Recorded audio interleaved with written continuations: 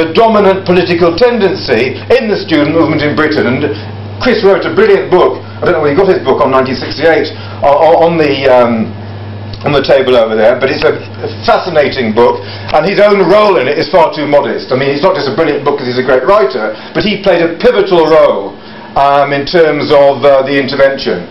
I mean, you know, there are two kind of figures. There's another organisation called the International Marxist Group, which is much more kind of geared to that kind of student movement, uncritical support for the peasants, etc., etc., etc., and really not understanding the role of the working class at all. That group was led by Tariq Ali, and our group was led by Chris. And there was quite a lot of tension, because we were ready, Chris in particular was ready to be critical of Ho Chi Minh, the leader of the North Vietnam at the time. And that was considered to be just something you do not do. You don't criticise. But Chris was quite right to criticise.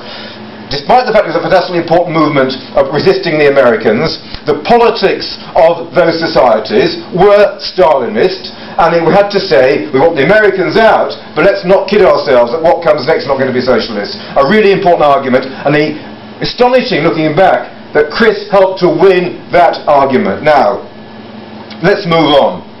Well, the way I'm going to do this, having kind of set the scene for my own kind of involvement with Chris, I want to make one more kind of quite personal connection before I do move on. But the way I'm going to do this is to kind of take 6 or 7 what I call innovative contributions that I judge Chris to have made. Now, that's quite personal. People will find other ways of thinking about Chris, people that knew him.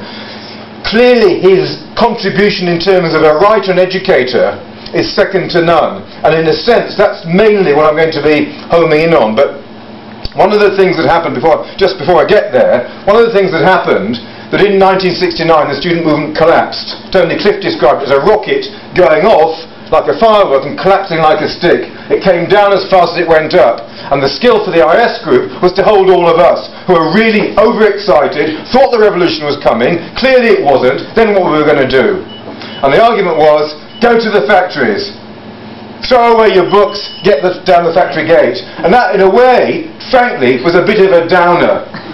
To be absolutely honest, the revolution wasn't coming, and you're going to have to go and sell the socialist worker, get up at 5:30 in the morning, and go and move to a working class area. So on the university, on the campus, it was all very nice, the media were down, it was terribly exciting. So that was a completely difficult and different move to make, and it did take a little bit of time to get around to doing it, I must confess.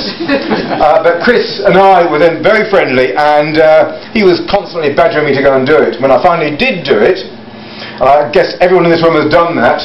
The one difference then, as compared to now, that I think is going to change, of course, when you dig up at 5 o'clock in the morning to go down to the factory gate and sell the paper, not only do you sell papers, and I wrote about this recently in the conference bulletin with Mike Simons, both of us worked on socialist work at a different time, you almost inevitably did catch not just readers of the paper, but regular readers of the paper. It was pretty difficult not to do a factory sale. Okay, you sit and sell papers, 10 papers one morning, the following Thursday or Friday you're not going to sell 10 papers to the same people, but you were like to pick up 2 or 3 regular readers, and then go and visit the readers, try to persuade them to do a factory leaflet with you, and even eventually to sell the paper. It was certainly easy, because this was on the back of the student movement. We're down to the early 1970s, the workers' movement took off under the Heath government, which led to the fight over the Industrial Relations Act, the big dockers' struggles, and of course 2 huge miners' strikes in the early 70s. That was the highest level of class struggle. There's not been a level of class struggle since then. And this generation, my generation of students, went out under tremendous pressure into those working class areas. I was on the phone to Chris nearly every day, and we were discussing what to do, how to do it, the kind of conversations. And of course, middle class students, you can tell from my accent, I come from a middle class background, you are nervous. You are nervous going to talk to workers, absolutely no question about it. You're nervous going to talk to workers, and you feel quite stupid, and you just got to overcome it. There's no other way of doing it but to do it. And it's through practice, and you learn through trial and error, and that's precisely what happened. I thank Chris for pressurising me to go and do that. Now, I'm going to move away from that. I've selected, as I say,